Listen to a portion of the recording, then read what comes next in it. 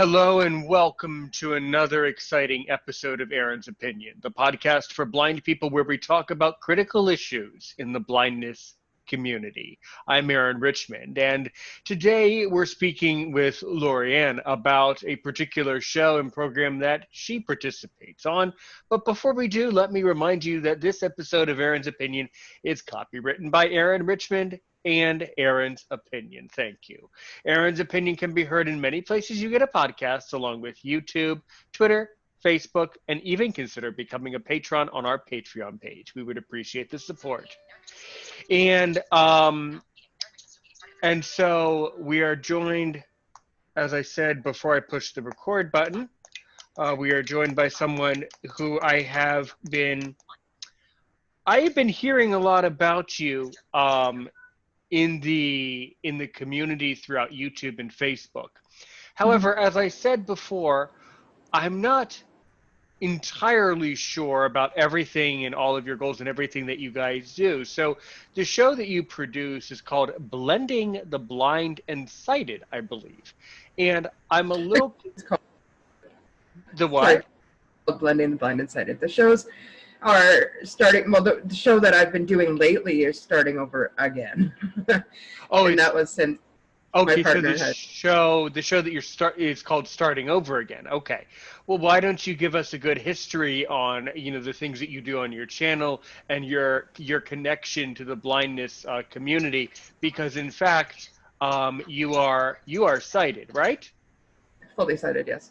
Okay, that is fine, and welcome. So go ahead and tell us about everything you do and all of that. Go ahead. Okay, so the group was started back, I believe, at the end of December of last year. And my ex-boyfriend was the one that started it.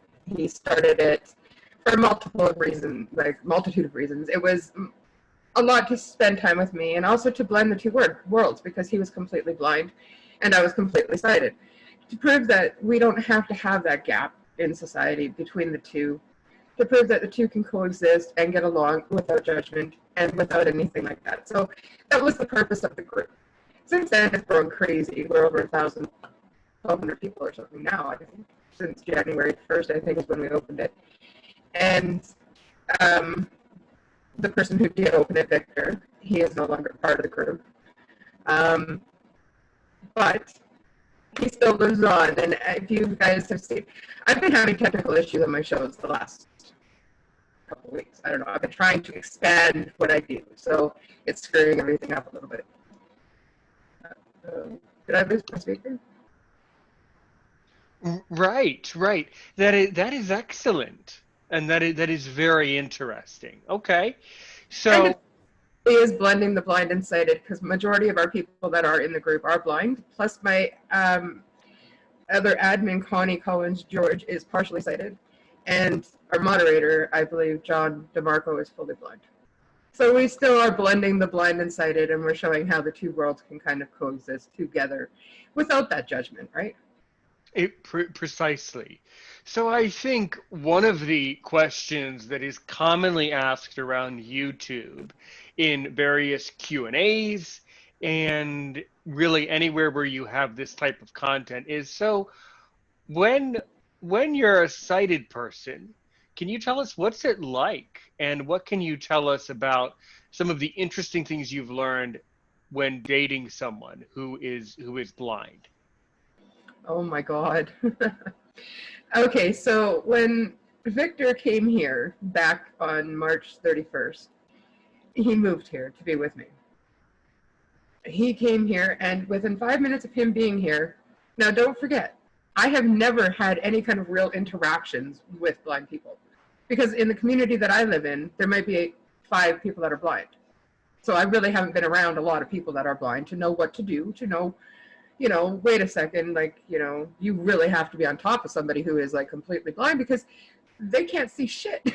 You can't let them just wander off on their own. So anyways, what happened is he was taking his dog to use the bathroom, and he got a little away from me, and he ended up falling and hitting his head on the bumper of a car. So that's how it started. And I thought, oh man, we're screwed from here on out, because it's bad. But he fell 2 more times after that within 5 minutes of that time. But other than that, I've been trying to keep him on his feet. But no, just how he navigates in the world, how blind people navigated in the world. It totally opens up a sighted person's eyes, because the struggle seriously is real. And I could see it daily when he was here, that something I take for granted, such as my sight, he does not have. So I can't do things the way he does them. And I have to have patience. I have to have this. I have to have that, because it takes him longer to get ready to go out. It takes him longer to do this or that or whatever. So sighted people definitely have to, I guess, what is the way of saying it? They have to more or less put themselves in the other person's shoes to try to see how they see the world, if they have sight or not. Yeah, yeah, that is very, very interesting. So a little bit more about me and where I'm coming from. So as I said, my name's Aaron. I'm 29 years old. I'm a single guy. I live with my parents and my brother, somewhere in the universe. And I have been blind my entire life. Now, I do have usable vision a little bit, but I still say that I am blind, simply philosophically because I am. Now, I've also had 7 cornea transplants and many, many surgeries as a baby and as a very, very small child, to which I have no memory of. Thank goodness for that. And my background of how I got into what I do is, well, number one, I've been teaching English online for Company X for 5 years. And I'm someone who really, really, really enjoys having conversations, and I just love educating people and talking and talking and talking. This is what I love doing. And about a year ago, I was listening to a lot of podcasts for blind people, and I found that none of them were truly approachable, meaning I found that I could never really approach, some of these other podcasters and say, hey, you know what, I want to record today. Let's just record a show and see how it goes. I felt that there was this huge void, this huge gap in the market. So about a year ago, I got into podcasting, recording monologues and then guests. And then as time went on, very recently, I got into the YouTube and kind of worked it up to more of a kind of like a TV show interview style, like that you would see on TV like this. And I find that it's a really rewarding hobby for me. And I also enjoy teaching people, because I find that anytime I can have a sighted person on my podcast, to which I admit most of my guests are blind, of course, but anytime I have a sighted person, I appreciate it just as much, because I'm able to educate you and able to, clarify things for you and help you to understand the world from a blindness perspective. And I think that's really, really valuable and important for you. I would think. Yeah. For sure. So, okay. So what can you tell me about your content? Now, as you said, lately I've noticed, and in fact I noticed last night, that you were having some technical difficulties to which I could not understand what they were. So I can't help you there. Sorry. But yeah, it seems like you guys have been kind of all over the place. And from a blindness perspective, it's been a little confusing to follow like your point about some of the points that you're trying to make. So how would you kind of fill me in if you could? Okay, so after Victor left, which was, oh, sorry. No worries. After Victor left, which was tomorrow will be 2 weeks now, I had to make a choice. I had to make a choice if I was going to continue doing the group, if I was going to continue doing shows, if I was going to do this, if I was going to do that. And don't get me wrong, I am completely devastated over the fact that our relationship is no longer. And I needed to stay busy. I needed to have focus on what I was doing and stay busy, even though my shows are kind of like all over the place, because I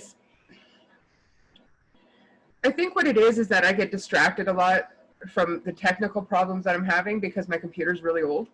So I get distracted by that, or I get fixated on it when I'm doing a show. So then I kind of forget what I'm doing the show on. So then I just fill it in with whatever. But a lot of people too, and I've had a lot of comments about it privately, is that people kind of like my scatteredness. The fact that I'm just so random.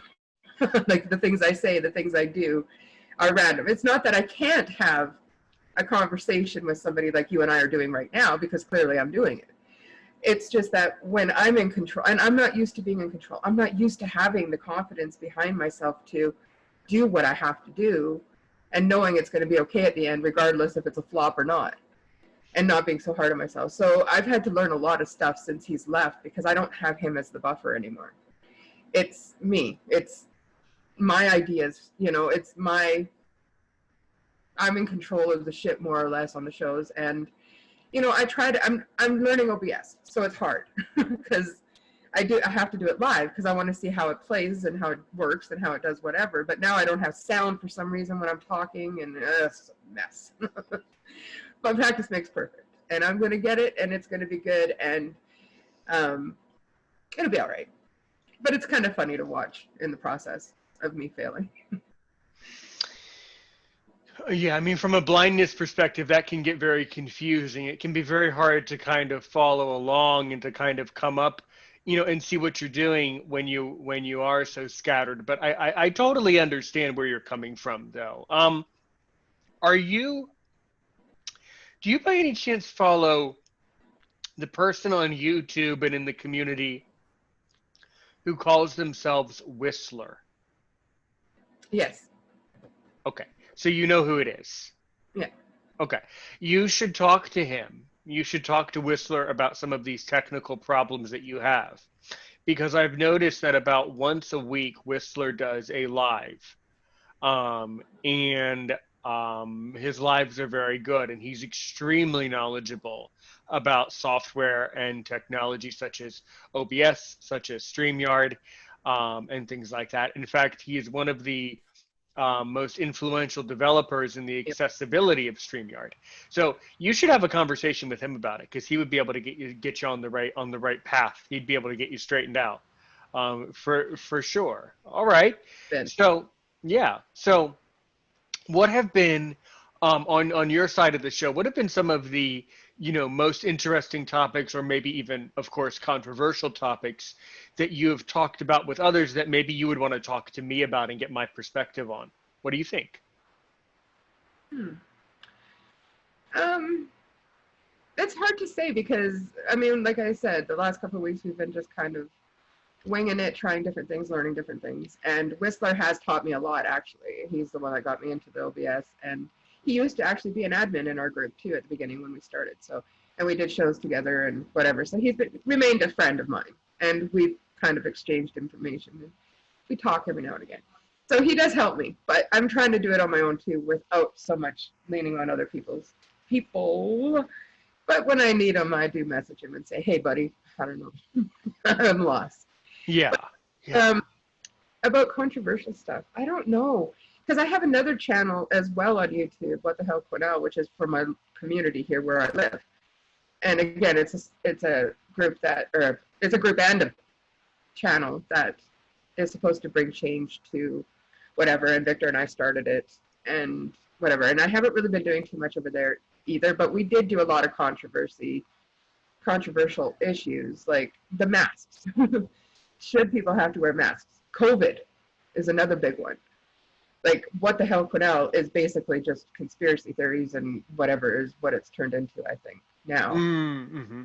And there's so much of it. It's just nobody knows what to believe anymore in this world. So I guess what I'd want to ask is, well, what is your thoughts on COVID and mask wearing? My thoughts are COVID is bad, masks are good. You're my kind of guy. I see. I'm just saying, because it is that way, and people need to get on board with that, like regardless of what or how it got here. But apparently not, because we have plenty of people around the world who are the deniers and the anti-maskers, I guess. Yeah, the anti-maskers. Yeah. Once I was funny story, or kind of an ironic, it's kind of dark humor. I was speaking with a student from India, and he was telling me that, he thinks today about 10% of the Indian population refuses to wear masks, apparently, according to this person from India. And I did not say this to him, but I was thinking in my mind, that's really scary. That's a lot of people. If you think about the population of India, and 10% of that population, that's a big number. So a lot of people in India don't wear masks. Yeah. Wow. So a lot of people around the world feel that the masks are not, not of any importance. But I think we should do our best to wear masks and wash our hands a lot and, spend more time on Zoom and try not to go out too much in the first place. Yes, exactly. Do it more at home. Stay home. Right. Right. Mhm. More for the at home. I think we're moving more towards a more like an at home culture, I guess. Hmm.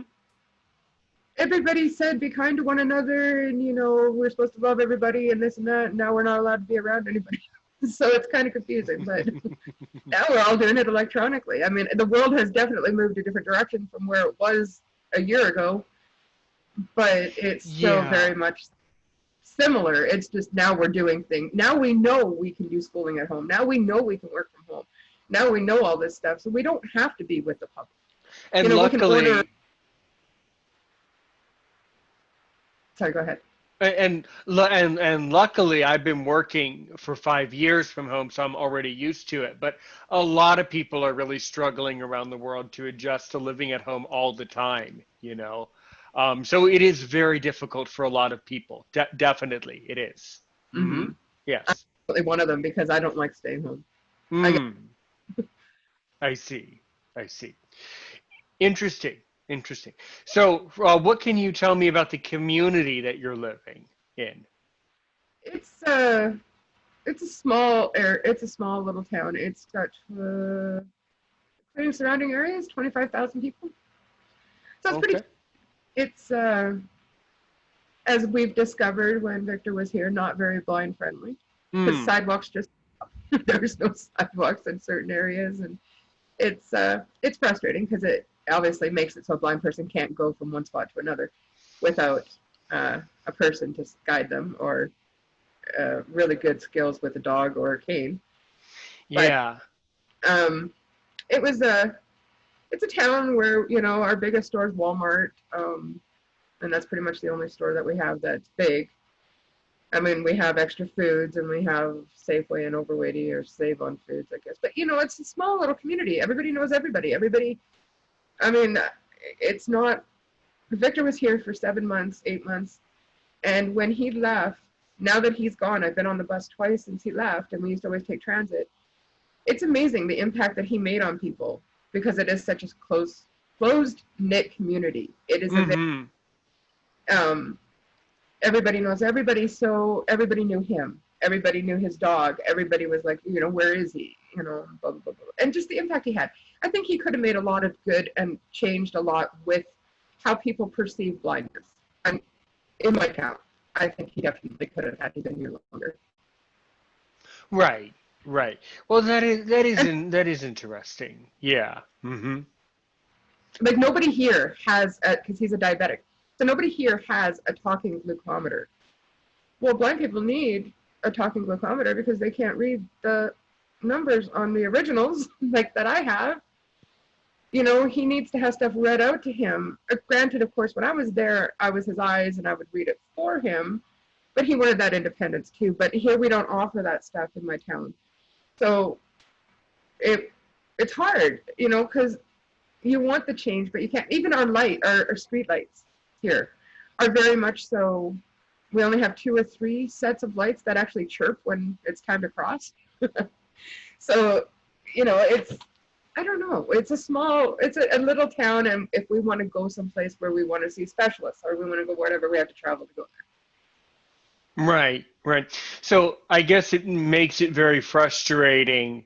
Um, the environment that you live in can be a very frustrating thing when you have to get things done. But here in the States, that's how it is. there. For me too, I live in a very small community, probably even smaller than your community, and everybody just stays at home, and there's no sense of public transportation. So I completely understand. Well, he came from a big city like Toronto. So Right. coming from a huge ass city where you have everything you need to a city where you have nothing. I mean, I could only imagine what that felt like. You know what I mean? Like, does love really, is that all you need? No, you need your other stuff too. You need to have resources available to you. You need to, especially if you have a disability such as blindness, you need to have that stuff because love isn't enough because you need to live. So I don't know. It's very difficult. It's a difficult situation. But I learned Sure. so much from him. And yeah, it's amazing. I got a different perspective on blindness, definitely. All right, well, cool. Well, great. People, I, That's so good. Yeah. Yeah. Yeah. And so yeah, so are you Canadian or American? I'm a Canadian. Yeah. I'm as I said, I'm an English teacher, so actually Canadian people do have accents, and I could tell, but I wasn't sure. I thought you were, but I Oh, wasn't. that, that Canadian accent. I don't hear it except for when I say about. Then I hear it. But I have to really think when I say about to say it properly and not like a boot.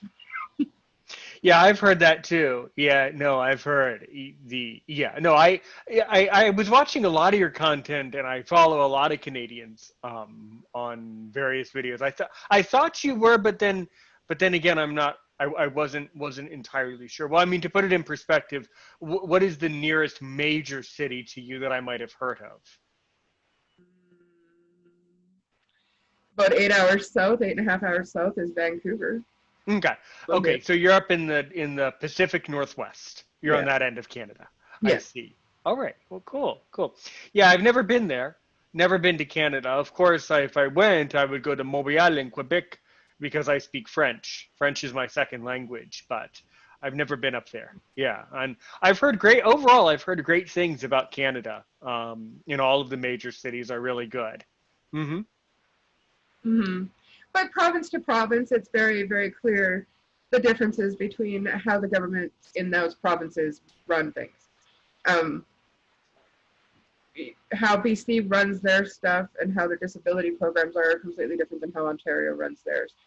And the money allotted for it gets used differently from province to province. So Mm-hmm. it's based on the needs. Now, I don't think it's that you can't get the stuff you need if you're in a city that you don't have the stuff. I think you can get it. You just got to fight harder for it. Right. You have And to advocate for yourself. exactly. And I think that's the lesson people need to learn is that you have to do that. If you don't think you're being treated or treated fairly, hold on, treated fairly by what's happening in your government or what's happening like the services you have, fight for what you want. Don't run away from it, fight for it. Right, right. It's going to And take that's you. and that's a really good point to make. I think that a lot of people I was speaking a few episodes back and I encourage you to go through my catalog and watch my content if you want. Um I I was watching was last night. oh really? Oh, well, I have a better question than me saying a statement. I have a better question. What content have you already seen? I saw your newest show yesterday, and then I was busy doing a whole bunch of stuff because I was Sure. preparing my show tonight, but I was watching it before I went to bed. And I so I see. watched the episode, and I want to get that girl you had on your show too. I want to ask her to come on my show. Well, Um, who? Because I've interviewed so many people, I forget who I interview and who I haven't. So who? It's fine. You know what? You can tell me on Messenger. But um, I find that some of my guests are more kind of difficult to pin down than others. Um, so I mean, it just depends on the guest. Sometimes I've had to work, for several weeks, working out a day and time where we can meet over Zoom. So just doing a recording, can be quite just arranging the recording can be quite a project, all mhm. on its own. Definitely, yes. I Um, have a whole mhm. nation for what people do when on YouTube and stuff because it's not easy. Yeah, no kidding. I mean, Zoom makes it a lot easier, and it's a lot. I will say, from a blindness perspective, it is a lot easier to access YouTube and to create content for YouTube. It's much. Let's have a sip of coffee. It's much easier now than it has been, but it is still Yes, we drink coffee on this show. That's but part of the experience. It is Oh, significantly easier to upload on YouTube now. So yeah, just tell me, or in fact, you can just send me in Messenger. You can send me back the episode and say, hey, this is the person I want, and I would reach out to them, and they would probably be willing to come onto your show too. Who knows? Who knows? Um, but there was a question here. Oh, there was a statement that I was going to say a couple weeks ago, or I don't really know. My sense of time is all a blur now. But I once interviewed a blind man from the UK who worked for BBC, and we were having a conversation about the concept of tribunal and how if people in the UK are unhappy with their situation in life, or they want to file some sort of a complaint against their employer, they can do that. And there's like a whole tribunal committee that sits with them, and like they have a huge meeting. And I was telling him, I was saying, wow, that's really good that you have that in the UK, because here in the States, where I am, we do not have the concept of tribunal. So what happens is, and I've had to do it myself several times in my life, a lot of times when blind people face discrimination, they have no other choice but to just move on with life and to never really seek justice for the most important issues, because we have mhm. limited time. So I was just wondering, in Canada, do you have some sort of a system like he was explaining in the UK, where it's kind of like a formal meeting where blind people or people with disabilities can complain? Do you have a concept of tribunal in Canada? I really don't know. Yeah, I don't know. I don't know either. I don't. I don't really know. I mean, we have, like the CNIB and stuff like that, where the Canadian Institute, like Mhm. National Blind or Canadian whatever. Canadian Yeah, National Institute for the Blind. See, an American created that institute, by the way. See, doesn't surprise me. um, and my shows are also very entertaining and sarcastic. But yeah, CNIB, yeah, I've heard of it. Along with RNIB and NFB, and these are all excellent organizations, all esteemed organizations. But at least from what I know about the NFB, is that the NFB functions and runs based off of donations. So, a lot of times when blind people have certain problems, it can be very hard. What I'm saying here is it can be very hard to solve the most important problems, and right. things like that. So, okay, well, interesting. So, what have been some other, apart from relationships and covet, and what have been some other topics that you have covered on your side of the channel? Well, we cover everything and anything. I mean, we'll talk about, well, anything. Lately, it's been more relationship. Like, I try to start the shows off. See, now the thing is, and that's probably where the disconnect is because I have an intro that I play that's supposed to have me explaining what the show is going to be about. So then when it doesn't play the voice part of that clip, nobody knows what the hell the show's about when I come on. Including me. I didn't know what the hell the show was about, especially without hearing your beautiful voice, we can't know what it's about. So you should. This is the type of thing that you should talk to Whistler about, because I have no idea what you need to do, but it sounds like your OBS is just a little mixed up. And I'm not saying it's your fault. It's not. But just, hey, maybe give that software a restart, or something's bugged along the way, and software does get stuck. But that's why, when you're on my show, I don't do intros. I don't do editing. I don't do stuff like that. It's just a raw, basically face-to-face conversation that I have with the world, in the hopes of educating and entertaining people and blind people from around the world. And that's basically my mission, I guess, if you could even call it that. But yeah, no, that's incredibly frustrating. And to a blind, audience, there when when you have that type of experience, you lose views on your lives, because it's like, we want to know what you're going to say, but then if we don't know what it's about, it's like, I think, and I don't know how I came across your program, really. It was just sort of floating around Facebook.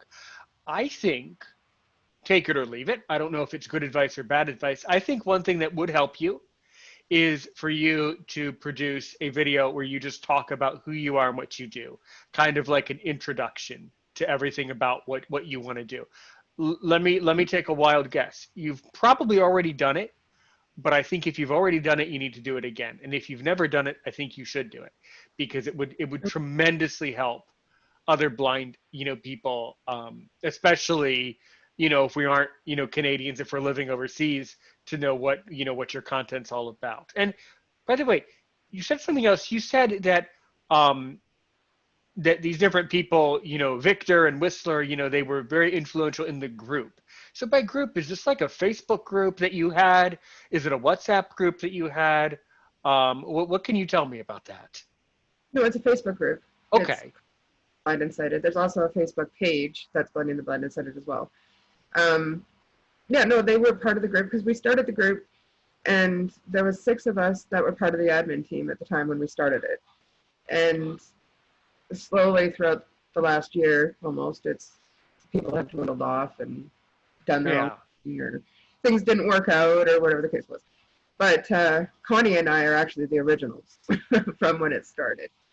And I don't know. I mean, yeah, I really don't know. Okay. This is seriously blank.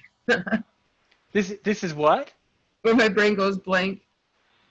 Well, see, it happens on my show time where all of a sudden I just draw a blank. I have such bad short-term memory.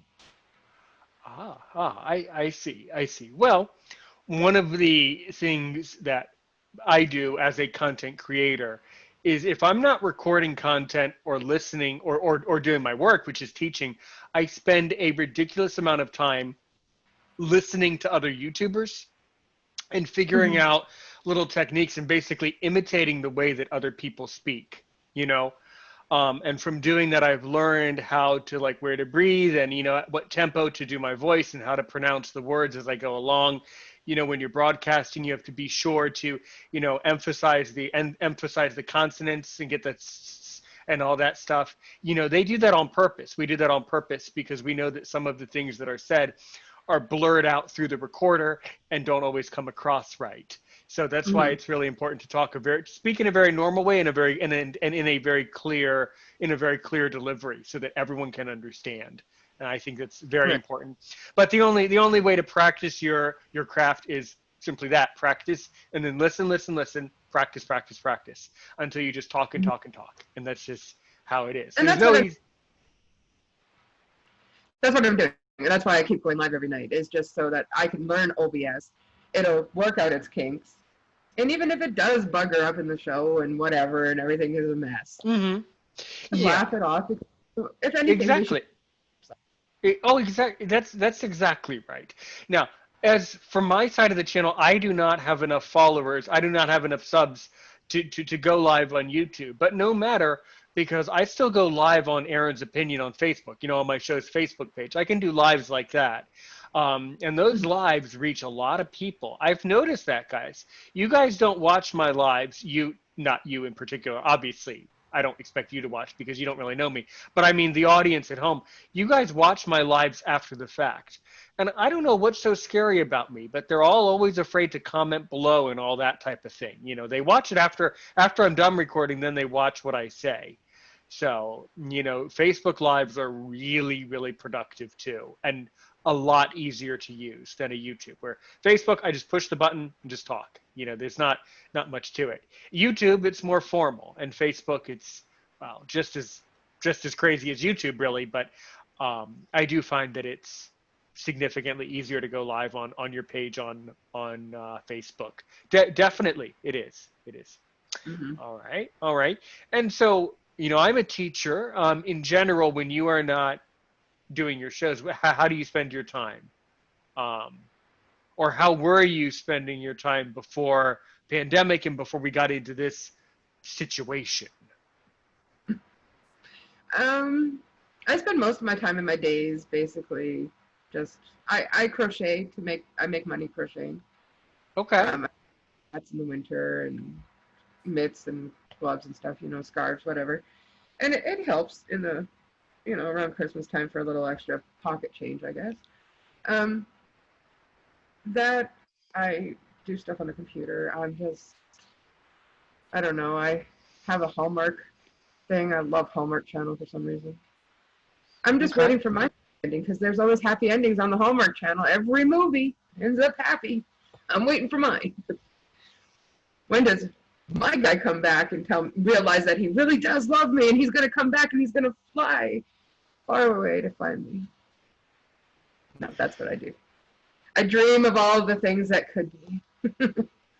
As I think we all are. We all are in many ways. Well, where have you traveled overseas? I've done a lot of traveling. What about you? Oh my God. I've gone down to Disneyland when I was 5. I went to Tijuana when I was 5. I haven't been any further than Alberta, which is the province right beside me in Canada. Yeah, that's about it. That's all I've done. I haven't really gone anywhere. All right. I'd highly recommend Europe, by the way. I've been all over Europe, from England to France several times, Czech Republic, Poland, Austria, Germany. Yeah, Europe is a great place for blind people too. Mm-hmm. Oh, really? Yes. It's a lot easier to get around, and things are a lot set up in a much more easier way in those countries, it seems. Mm-hmm. It seems complicated here. I mean, I never realized it because, like I said, the life that I lived prior to Victor coming here, or prior to me ever being part of a blind group in Facebook, consisted of blind people. I never even thought about blindness. Sure. It was never a thing. And then last July, it just kind of opened up to me, and I'm like, wait a second. So it's interesting. Sometimes we used to have game night on our channel or on our shows and stuff like that, where every Friday night we did games. And I do want to bring it back because it's really fun to try to find games that blind people can play too, along with the sighted. Mm-hmm. And it's the same game. There's a few things that I do want to change. I mean, we're going to bring some more stuff into it, and I'm going to have a website and everything else. There's a lot of changes coming. Right. The process of learning a whole bunch of new stuff. So once I master my art of whatever I'm learning, I will definitely be starting all that. And we'll have to see. I don't know. I just take a day because that's all you can do. And feeling that day, like I said, I'm a scatterbrain at the best of times, and anybody who knows me knows that I'm like random as hell. And I'll talk about whatever randomly. Like I'll be talking like about this, and then like on my show I'll be like, so what about Donald Trump? Or we'll talk about squirrels or giraffes or something. Just whatever pops into my head, let's talk about it. So, but yeah, it's the intros that screw a lot of people up because they're not playing the voice part of it. They play the music, not the voice. Yeah, I don't get that, and that's why I don't do intros. Right. Because mine would end up getting screwed up. So that's why I tend not to do that. Sometimes it's a train wreck, sometimes it's not. Right. Sometimes I end the live early so I don't have a train wreck.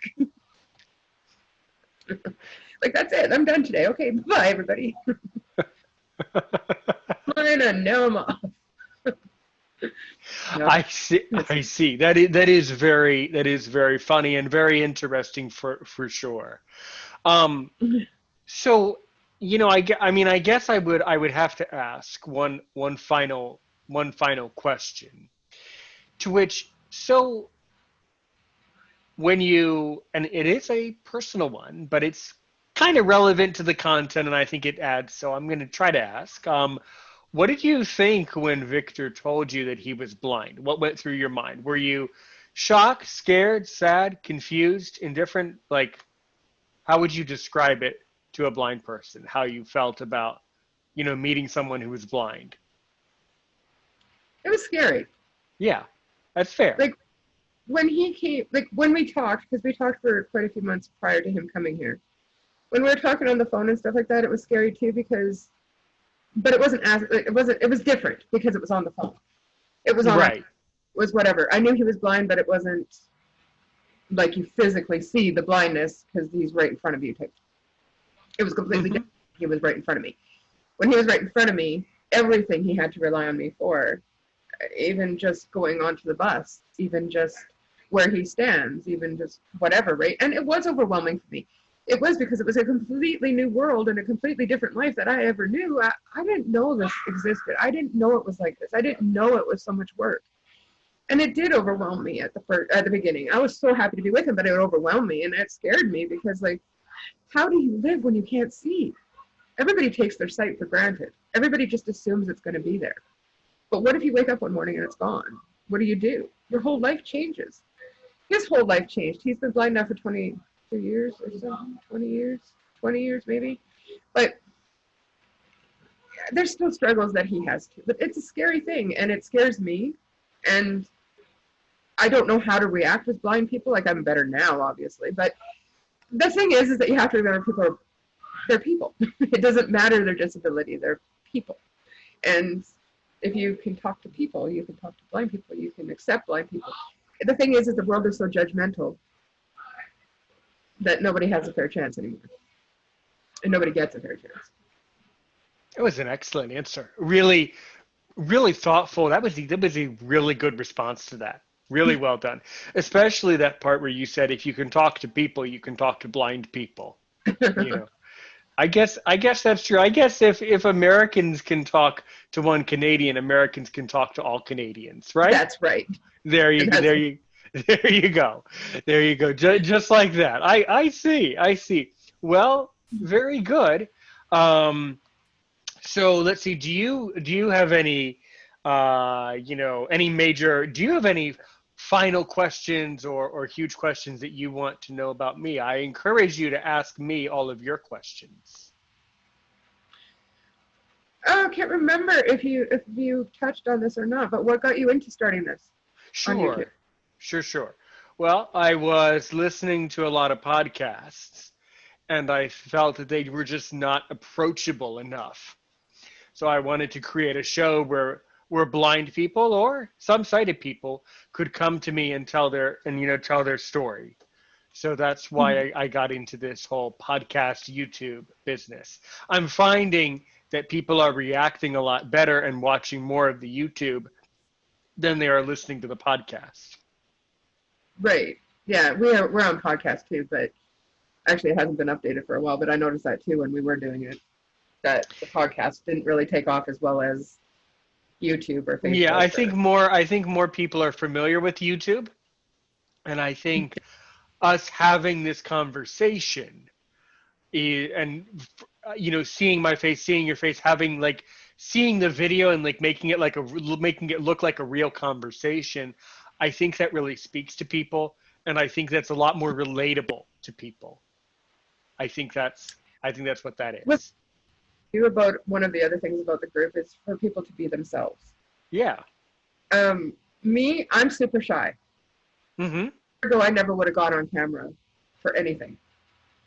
And now I pretty much stream daily. And then I thought I could never do it without Victor. But now I'm doing it without him too. And everything else. It's not perfect, like I said. My shows are not perfect by any sense of the imagination. Nor are mine. But, and they are confusing, but don't forget, it's confusing for me too, because I'm like, what the hell did I just say? Because especially when I forget what I have just said, the words just left my mouth and it's no longer in my memory. It's gone. It's like, wait, what did I say? Hold on, I have to do instant replay. What was that? I said that? Oh, crap. So it's definitely a struggle for people to watch me but it's real. It's really happening to me. This short-term memory crap is really happening. It really does go out of my head. And I really do forget what I'm talking about. And it's funny to watch at times because I get really frustrated or whatever, but I do have to thank Connie and Whistler because they have actually been on my shows quite often in the last 2 weeks. And they definitely have saved my bacon a lot of times on conversations. Well, cool. All right. Well, so I mean, that's basically all I have from my side of the recording today. Obviously, please do not hang up. Let's end it out by saying, so if someone is listening and they want to get in touch with you, how would they do that? You can give yourself a plug. I can plug myself. Oh, you can go to my Facebook group, which is Blinding the Blind and Sighted, or Facebook page, which is Blinding the Blind and Sighted, or YouTube channel, which is Blinding the Blind and Sighted as well. Also on Twitter, at Lori_Sissons. And you can email me at blindingtheblindandsighted@gmail.com if you want to do it that way too. I used to have a website, but we couldn't do it anymore, and it used to actually have a chat where you could directly just go to the website and chat to me. But it's coming back. I just haven't gotten there yet. Yeah. There's only one. Yeah. I found, I was considering setting that up, some sort of a way for people to chat when I'm off the air, but nobody ever emails me at aaronsopinion6@gmail.com. And no one ever follows me. I mean, well, I do have followers on Twitter and I do tweet out the content, but very few, only one person has followed up with me on Twitter. Nobody has joined my Patreon page, no problem. But, I think most of who I'm talking to are the silent listeners who just need to absorb, I guess, this content. All right, guys. Anyway, Definitely. you did a great job. I will certainly be joining. I would certainly like to join your group on Facebook, so that I can help you guys out and follow along better from the group perspective. And yeah, if you guys have any questions, please comment below. There's a great saying that I came up with, and one of the other people from my group who has been on my podcast many times, a fellow Canadian of yours, actually. He really liked this new expression. I used to say, have a good day today and a great day tomorrow, but I have a better one. Now I'm saying, help one person today, help a million people tomorrow.